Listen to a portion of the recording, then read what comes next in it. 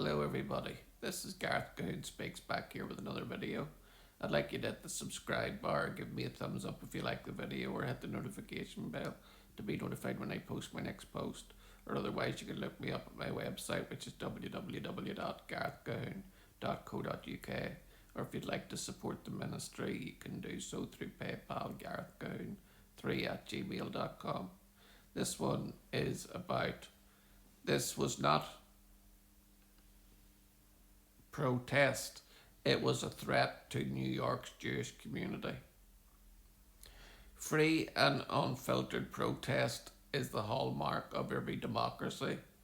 It enables citizens to voice their opposition to anything from injustice to bad policies that they feel demand change. It also serves to amplify attention to issues that otherwise might be known to the public. But when a demonstration is organised for the purpose of spewed hatred and vilifying a particular ethnicity, making them feel threatened, that is where it can no longer be legitimately classified as exercising one's democratic right to protest. Because what are they actually protesting? The existence of a people. This is what newly elected New York City Mayor Zoran Mandani approved a week ago when a Jew-hating mob descended on a New York City synagogue and Jewish school while shouting "Long live October 7th, we support Hamas." That was from the Geller report, January 10th. After the mayor issued a permit to Hamas supporting protesters, 200 people wasted no time and made their way to a predominantly Jewish neighbourhood where they waved Palestinian flags outside the young Israel of New Garden Hills in Queens. Just how does their shouted chant "Say it loud, say it clear, we support Hamas" here qualify as voicing opposition that brings awareness to injustice? It sounds more like the cries of a frenzied mob lying in wait to physically harm the Jewish community. Mandani fails to protect the Jewish community. Called the first significant protest under the Mandani administration, how does the mayor, who promised to keep New York Jews safe, justify the actions of these so-called protesters whose obvious aim was to incite rage against residents? Was it just a lucky guess, or did they know that they were targeting a largely Orthodox Jewish population whose area houses a yeshiva and a synagogue? And if they did plan this demonstration in this specific location, is it fair to say that this was solely to intimidate a particular ethnic community for the purposes of getting them to leave? These are familiar tactics that have been employed against Jews for centuries. Found to be effective, most people who hunted down and vilified will begin to search for a friendlier place to live where they will not have to fear for their safety. It happened throughout Europe for generations. Now the US, the one bastion of hope where Jews felt safe for more than 200 years, has turned on them, sending the message that they should consider packing. Is this Mandani's idea of protecting the Jewish community?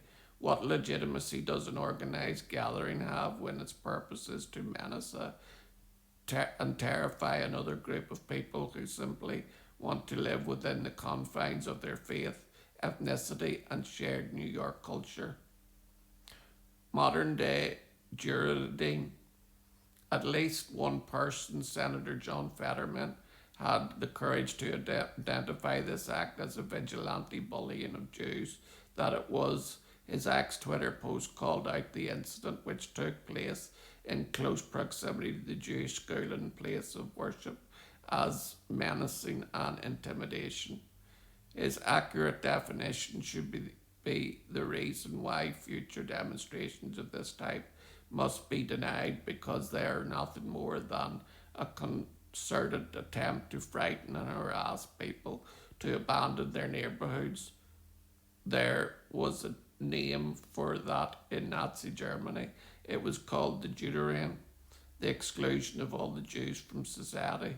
Once again, we're seeing the same effort, only this time under the guise of democratic protests.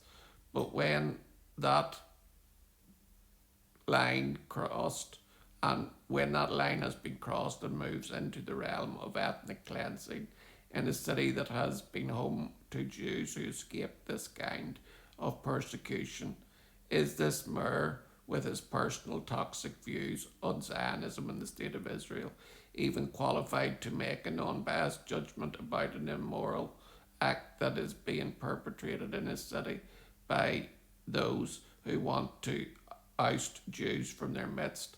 Can the man who accused Israel of committing genocide, who as a student established Students for the Justice of Palestine chapter, or who has promoted the boycott, divestment and sanctions movement, be a fair and impartial arbiter to stop these heinous acts of the kind people who elected him to office?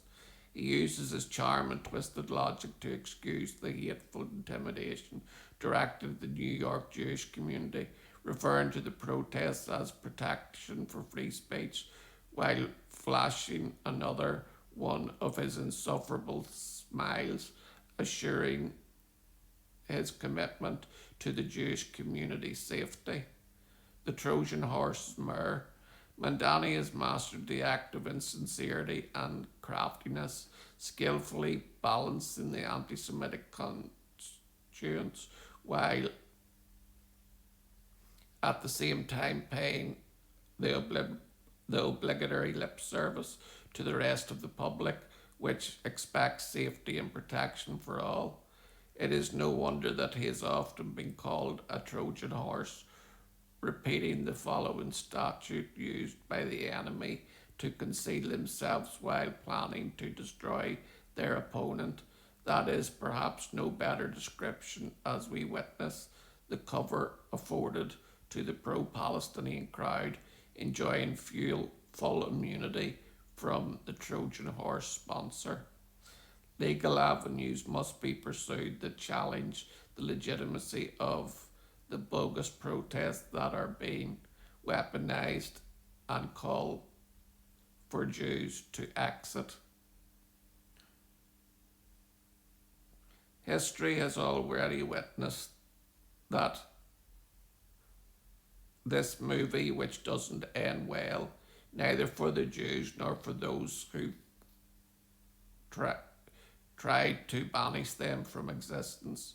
Protests must not be hate fests in disguise. You can read more of this article on the Jerusalem Post. Shalom, Maranatha, and Hallelujah.